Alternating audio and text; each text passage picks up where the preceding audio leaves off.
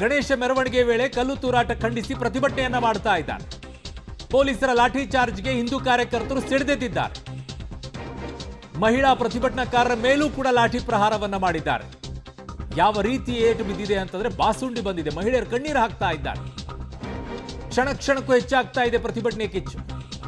ಸ್ಥಳೀಯವಾಗಿರುವಂತ ಹೆಣ್ಮಕ್ಳು ಹೇಳ್ತಾ ಇದ್ರು, ನಮಗೆ ಇಲ್ಲಿ ಓಡಾಡಕ್ಕಾಗಲ್ಲ ಸರ್, ನಮಗೆ ತಮಟೆ ಬಾರಿಸಕ್ಕಾಗಲ್ಲ, ನಾವು ನಡ್ಕೊಂಡು ಹೋಗ್ತಾ ಇದ್ರೆ ಬೆತ್ತಲೆಯಾಗಿ ಓಡಾಡ್ತಾರೆ, ಇಲ್ಲಿ ನಮ್ಮ ಮನೆ ಹತ್ರ ಬಂದು ಬೆತ್ತಲೆಯಾಗಿ ಬಟ್ಟೆ ತೆಗೆದು ಓಪನ್ ಮಾಡ್ತಾರೆ ಅಂದಾಗ ಪೊಲೀಸರು ಎಲ್ಲರಪ್ಪ ಇದ್ರಿ ನೀವು? ಇವತ್ತು ಪಾಪ ಅವ್ರ ಕೈಗೆ ಬಾಸುಂಡಿ ಬರೋ ರೀತಿಯಲ್ಲಿ ಹೊಡೆದಿದ್ದೀರಾ. ನೋಡಿ ಅಲ್ಲಿ ಹೆಂಗಿದೆ ಏಟು. ಕಾಲಿಗೆ ಹೊಡೆದಿದ್ದೀರಾ, ತೊಡೆಗಳಿಗೆ ಹೊಡೆದಿದ್ದೀರಾ, ಬಾಸುಂಡೆ ಬರೋ ರೀತಿಯಲ್ಲಿ ಹೊಡೆದಿದ್ದೀರಾ. ಇಲ್ಲೇ ನಿಮಗೆ ಪೌರುಷ, ಇಲ್ಲೇ ತೋರಿಸೋದು ನಿಮ್ಮ ಪೌರುಷ. ಅಲ್ಲಿ ಹೋಗಿ ತೋರಿಸಿ, ಇಲ್ಲಾಂದ್ರೆ ನಿಮ್ಮ ಪೊಲೀಸ್ ಸ್ಟೇಷನ್ಗೆ ಬೆಂಕಿ ಬೀಳುತ್ತೆ ಅಲ್ವಾ. ಅಲ್ಲಿ ಆ ಭಯ ನಿಮಗಿದೆ. ಖಾಕಿ ಹಾಕೊಂಡು ಹೇಳಿದಂತ ರೀತಿಯಲ್ಲಿ ಕೇಳ್ಕೊಂಡು ಕುಣಿತಾ ಇದ್ದೀರಲ್ಲ ಪೊಲೀಸರು. ಆಗತ್ತೆ ಇರಿ, ನಾಳೆಗೆ ನಿಮ್ಮ ಪೊಲೀಸ್ ಸ್ಟೇಷನ್ಗೆ ಹೋಗ್ತಾರೆ ಬೇರೆದವರೆಲ್ಲ, ಅವಾಗ ಸರಿ ಆಗುತ್ತೆ. ಪಾಪ ಹೆಣ್ಮಗಳು ನೋಡಿ ಹೆಂಗೆ ಏಟು ತಿಂದಿದೆ, ಹೆಂಗೆ ರಸ್ತೆಯಲ್ಲಿ ಓಡಾಡ್ತಾ ಇದ್ದಾರಂತೆ. ಏನು ಅನ್ಸಲ್ವೇನ್ರಿ ನಿಮಗೆ ಪೊಲೀಸರು? ಮಾತಾಡ್ತಿದ್ದಾರೆ ಮಂತ್ರಿಗಳು ನೋಡಿ. 21 ಜನ ಮುಸ್ಲಿಮ್ನ ಅರೆಸ್ಟ್ ಮಾಡಿದ್ದಾರೆ. ಅದರಲ್ಲಿ ಹೊರಗಡೆಯವರು ಒಂದು 2-3 ಜನ ಇರ್ಬೋದು ಅಂತ ಸಂಕೇತ ಆಗಿದೆ, ಬಟ್ ಇನ್ನೂ ಕನ್ಫರ್ಮ್ ಆಗಿಲ್ಲ.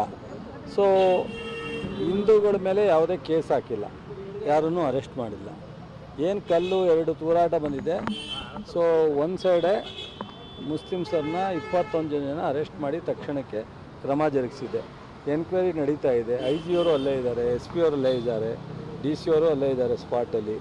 ಈಗ ಬೆಳಗ್ಗೆ ಈ ಜನತಾದಳ ಮತ್ತು BJP ಸಂಘಟನೆ ಎಲ್ಲರೂ ಸೇರಿ ಬಹುಶಃ ನಾನು ಅಂದ್ಕೊಂಡಿದ್ದೀನಿ ಇಷ್ಟು ಬೇಗ ಕ್ರಮ, ಯಾವುದೇ ಕೇಸನ್ನು ಕೌಂಟ್ರ್ ಕೇಸ್ ಮಾಡ್ದಲೆ ಕಲ್ಲು ಎಸೆತ ಮಾಡಿರ್ತಕ್ಕಂಥವ್ರ ಮೇಲೆ ಕ್ರಮ ಜರುಗಿಸಿದ ಮೇಲೆ ಅವ್ರು ಕೇಳೋದಾದರೆ ಹೆಚ್ಚುವರಿ ಎನ್ಕ್ವೈರಿ ಕೇಳ್ಬೋದಾಯಿತು, ಇನ್ನೂ ಹೆಚ್ಚಿನ ಕ್ರಮ ತಗೊಳ್ಳಿ ಅಂತ ಕೇಳ್ಬೋದಾಯಿತು. ಪ್ರವಾಕ್ ಮಾಡಿ ಕೋಮು ಗಲಭೆ ಮಾಡುವಂಥ ಪ್ರಯತ್ನ ಮಾಡ್ತಾ ಇದ್ದಾರೆ. ಇದು ಅವರಿಗೆ ಶೋಭೆ ತರುವಂಥದ್ದಲ್ಲ. ಸೊ ಅವರಿಗೆ ನಮ್ಮ ಮಾಡ್ತಾ ಇರ್ತಕ್ಕಂಥ ಸರ್ಕಾರದ ಯೋಜನೆಗಳು, ಕಾರ್ಯಕ್ರಮಗಳು, ಅಭಿವೃದ್ಧಿ ಈಗ ಅಸೆಂಬ್ಲಿನಲ್ಲಿ ಅವ್ರು ಫೇಲ್ ಆಗಿದ್ದಾರೆ. ಅವರಿಗೆ ಎಲ್ಲೂ ಯಾವ ವಿಚಾರನೂ ಸಿಗದೇ ಇದ್ದಾಗ ಕೋಮು ಗಲಭೆ ಒಂದೇ ಪ್ರಮುಖವಾಗಿ ಅವರ ಪಕ್ಷ ಸಂಘಟನೆ ಮಾಡಲಿಕ್ಕೆ ಉಳಿದಿರ್ತಕ್ಕಂಥ ಅಸ್ತ್ರ ಅಂತೇಳಿ ಹೋಗಿದ್ದಾರೆ. ಸೊ ಅಶೋಕ್ ಆಗಲಿ, ಜನತಾದಳದ ನಾಯಕರಾಗಲಿ ಅಥವಾ ಸಂಘಟನೆಯವರಾಗಲಿ, ಸ್ಥಳೀಯ BJPಯ ಮತ್ತು ಜನತಾದಳದ ಮುಖಂಡರಾಗಲಿ, ಇದೊಂದು ವಿಪರ್ಯಾಸ.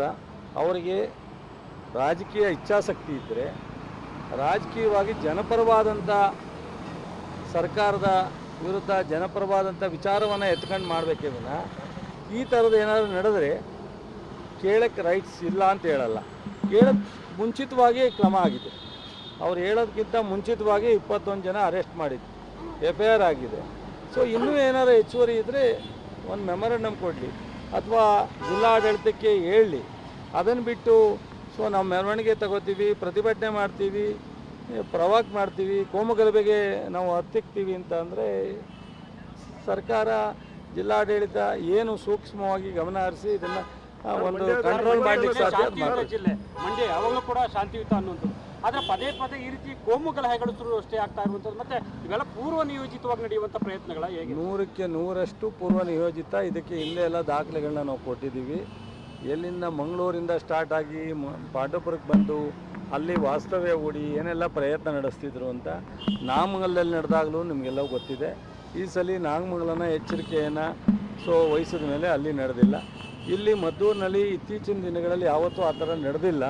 ಬಹುಶಃ ಇಲ್ಲಿ ಯಾವುದೂ ಆ ಥರದ ಘಟನೆ ಇಲ್ಲ ಆದ್ರೂ ಮೀಟಿಂಗ್ ಮಾಡಿ ಎಲ್ಲ ಸಮಾಜದ ಜೊತೆಗೆ ಪ್ರತ್ಯೇಕವಾಗಿ ಮೀಟಿಂಗ್ ಮಾಡಿ ಎಲ್ಲ ಬಂದೋಬಸ್ತ್ ಮಾಡಿದ್ರು. ಒಂದೆರಡು ಕಲ್ಲು ತೂರಾಡಿರ್ತಕ್ಕಂಥದ್ದು. ಇದು ಪೂರ್ವ ನಿಯೋಜಿತವಾದಂಥ ರೀತಿಯಲ್ಲಿ ಇದೆಲ್ಲ ಕೋಮು ಗಲಭೆನ ಹತ್ತಿಕ್ಕಲಿಕ್ಕೆ ಪ್ರಯತ್ನ ಮಾಡ್ತಾ ಇದ್ದಾರೆ. ಬಟ್ ಸರ್ಕಾರ, ಜಿಲ್ಲಾ ಆಡಳಿತ ಗಮನದಲ್ಲಿದೆ.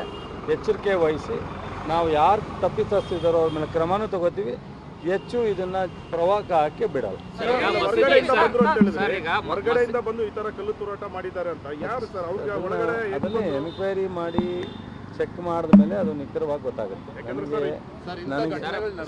FIR ಆಗ್ತೀರಿ ಸರ್, ಆಮೇಲೆ ಇಂಥ ಘಟನೆಗಳಲ್ಲಿ ಭಾಗಿಯಾದವ್ರ ಮೇಲೆ FIRಗಳನ್ನ ವಾಪಸ್ ತಗೊಂಡಿರುವಂಥ ಘಟನೆಗಳು ನಡೆದಿದೆ ಸರ್. ಅದಕ್ಕೋಸ್ಕರ ವಾಪಸ್ಸು ಯಾವ ಹಂತದಲ್ಲಿ ತಗೋಬೇಕೋ ಅದಕ್ಕೆ ಮಾತ್ರ ತಗೊಳ್ಳೋಕ್ಕೆ ಸಾಧ್ಯ. ಎಲ್ಲ ಈ ಥರದ ಘಟನೆಗಳ ಕಮ್ಯುನಲ್ ವಿಚಾರದಲ್ಲಿ ನಡೆದಂಥವು ಯಾವುದನ್ನೂ ವಾಪಸ್ ತಗೊಳ್ಳೋಂಥ ಮಾಹಿತಿ ನನ್ನ ಮುಂದೆ ಇಲ್ಲ.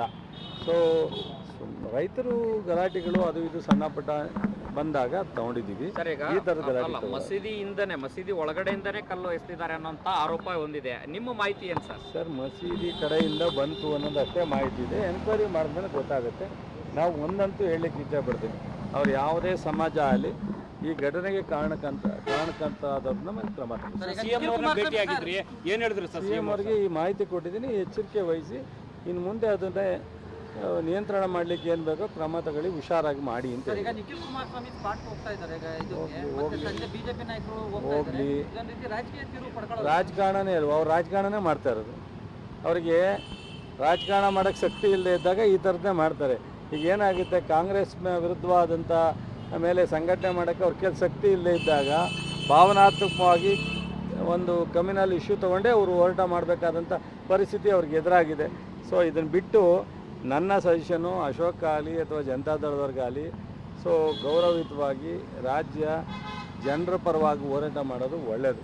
ರೈತರ ಸಮಸ್ಯೆಗಳಿವೆ ಅಥವಾ ಸೊ ಈ ಥರದ ನಾವು ಯಾವುದೇ ಓಲೈಕೆ ಮಾಡೋ ಪ್ರಶ್ನೆ ಇಲ್ಲ. ಓಲೈಕೆ ಮಾಡೋಂಗಿದ್ರೆ 21 ಜನ ನಾವೇ ಅರೆಸ್ಟ್ ಮಾಡ್ತೀವಿ. ಓಲೈಕೆ ಮಾಡಿದ್ರೆ 21 ಜನ ತಕ್ಷಣ ಅರೆಸ್ಟ್ ಯಾಕೆ ಮಾಡ್ತೀವಿ ಪೊಲೀಸರು? ಸರ್, ಈಗಲೂ ಕೂಡ ಈ ಕ್ಷಣನೂ ಕೂಡ ಅಲ್ಲಿ ಪರಿಸ್ಥಿತಿ ಉದ್ವಿಗ್ನ ಆಗಿದೆ ಮಂಡ್ಯದಲ್ಲಿ. ಕಂಟ್ರೋಲ್ ಇದೆ. ಇಲ್ಲ ಸರ್, ಈಗ ಒಂದು ನಿಮಿಷ